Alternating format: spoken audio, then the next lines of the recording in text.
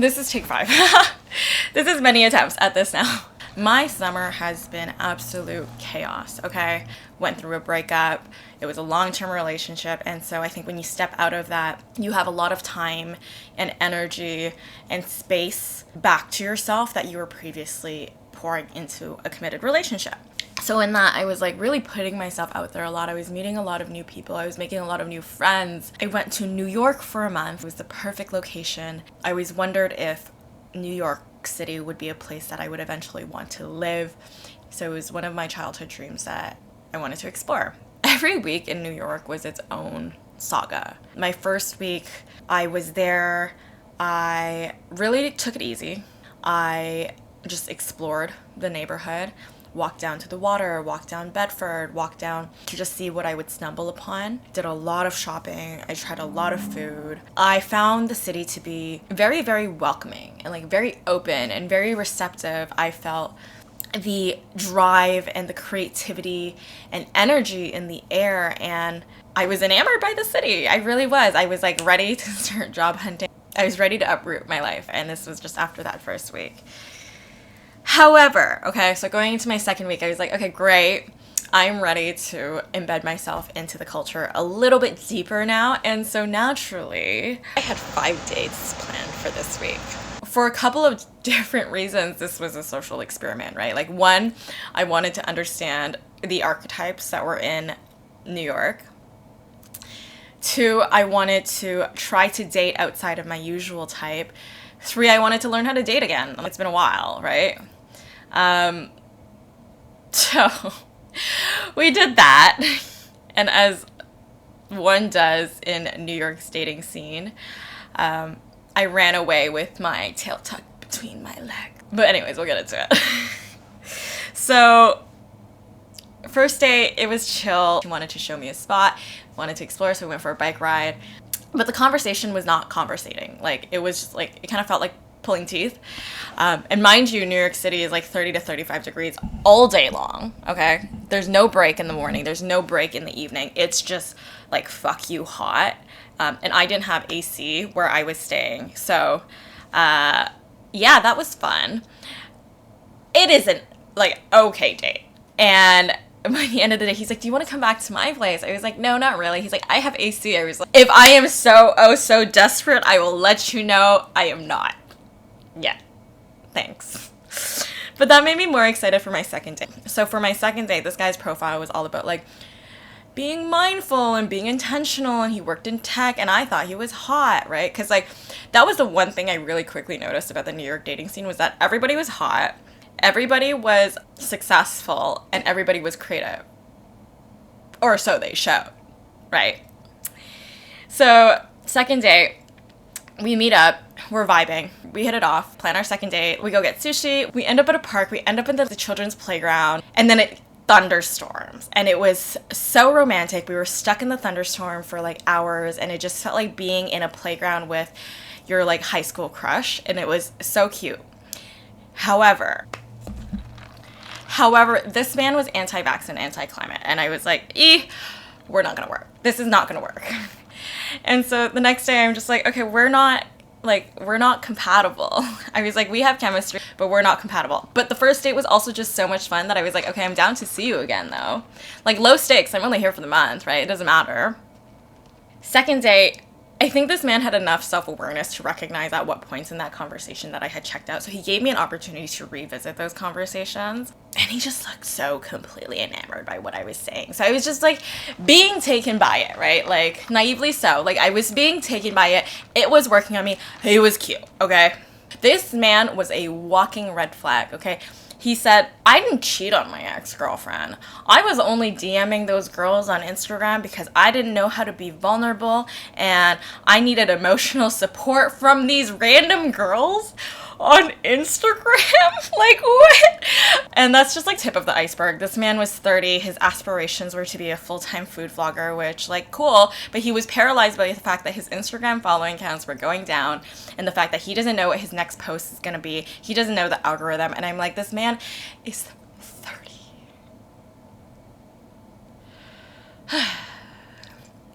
So on that first night, I got a whole bunch of mosquito bites on my leg.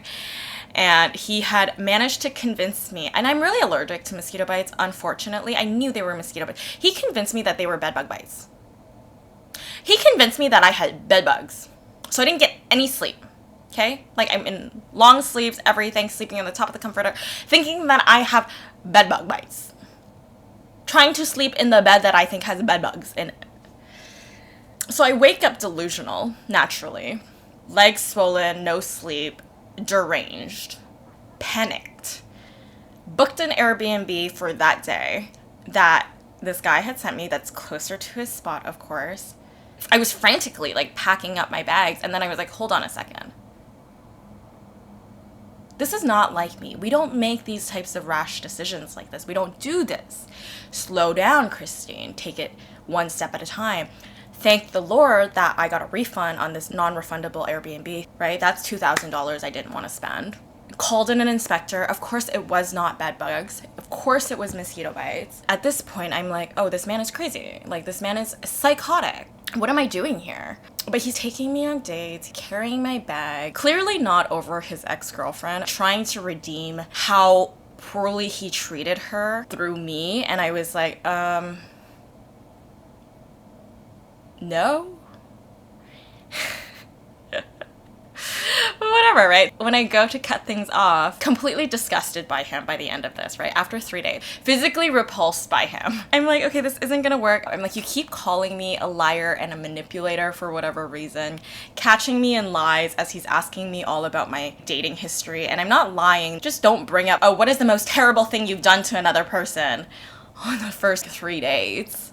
Also, in comparison to like what he had done, i.e. cheat on his ex-girlfriend and worse, why are you calling me a liar and a manipulator? It feels a lot like you're projecting here. He kept saying, oh, guys normally date younger because they think they're easier to manipulate. I'm like, why do you think that? Okay, so that's the second guy.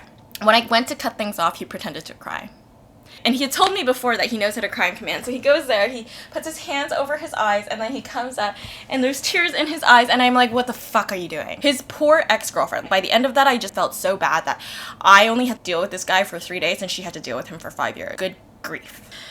So that was the end of that. I instantly blocked him after that. I had to literally sage myself. So I had 5 dates planned. I had one more where we went to Central Park and we just had so much to talk about. We had such similar upbringings. We had similar interest areas and we just had so much to talk about, okay? So I was really happy with how that date went. That completely grounded me in that experience, thank the Lord, because after that whole thing, I just felt so destabilized, and it served as a reminder of like, okay, if you were to move to a different city, if you were to move to a different country, you would be all alone.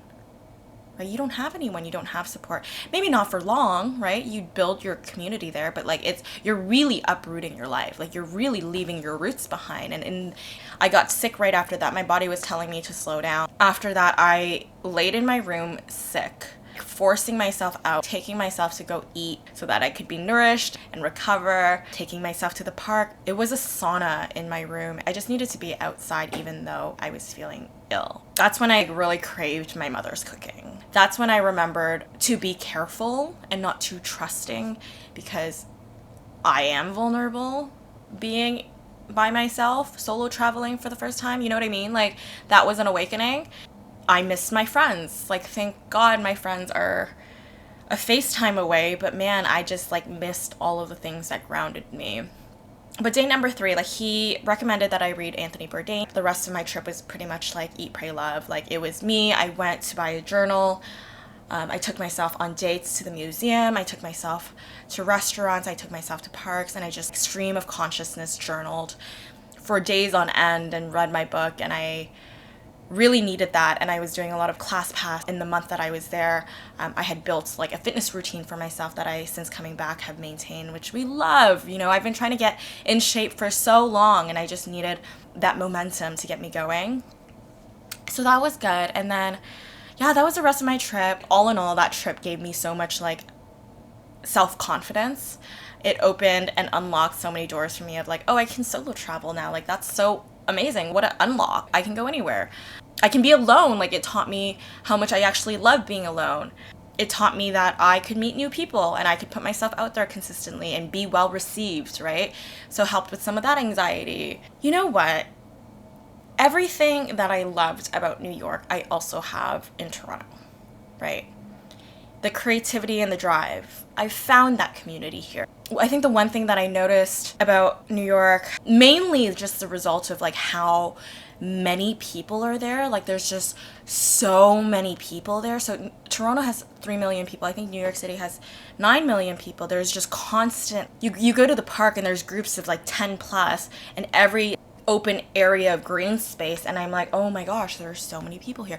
And how that, I guess, manifests itself is into the class divide, even within subcultures and sub-interests, which is cool, right? So it sounds like you can find your community no matter what that is, no matter what sub-niche that is. And I think that shows up in like a form of like hyper-competitiveness and superficiality and closed offness because if you're not, then there's so much noise and distraction, you know? I just thought it was way too intense for too long of a period. I think I would go back to visit for a week or two at a time every year, and that is all I would need. But I love Toronto, and I think every time I travel, I come back and I'm like, yo, I love Toronto, okay? So I came back, kind of made the intention of like, I want to bring all of the parts that I loved about New York back here with me, and so I hosted a little painting in the park day and invited all of my friends out, and I think this period and chapter of my life has really shown me so much appreciation for the art of hosting. You know, I spent the summer making a lot of new friends because people were hosting and people were organizing, and in that people would bring out their mutuals and they would bring out their friends, and you chat and you meet people in person. And I think post-pandemic there is such a large appetite now for in-person connection. Coming back, I deleted the app. Ugh, cannot. I want to just do my thing for a period of time and be in person and really take life in and go party and socialize and make friends and really invest in my friendships and my creative projects and my artistic pursuits. And that's where I'm at in my life right now. So we're here for it.